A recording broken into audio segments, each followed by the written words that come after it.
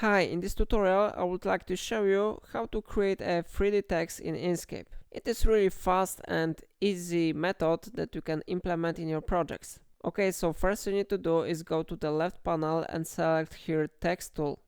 After that we need to click somewhere here and type any text. So for example I will type here text. I recommend you to set this font style to bold, so I will choose it now. Then you can change the color of the text, so for example I will choose here red.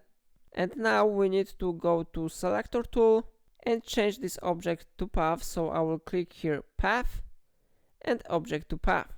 Then we need to copy and paste this text 2 times, so I click Ctrl C and Ctrl V.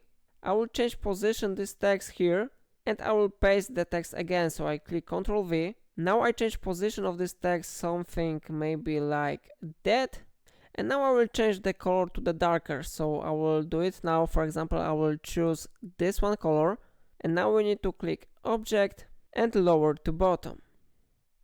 Okay, so it is time to select both texts, so I will do it now. We need to select it and we go to extensions, generate from path and interpolate between paths. We need to set exponent to 1, interpolation steps to 70. We need to select discard extra nodes of longer path, and very important function is interpolate style. We need to select it. Now we click apply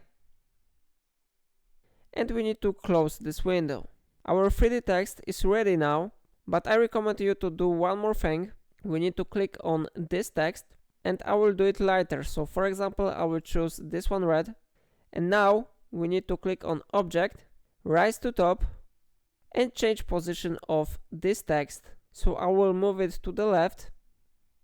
Okay, so it will be really good position. And like you see, our 3D text has been successfully created here. And it's everything in this video. If I helped you to do it, remember to like this tutorial and subscribe my channel, because it really supports my work. And that's all for today. Thanks you for watching.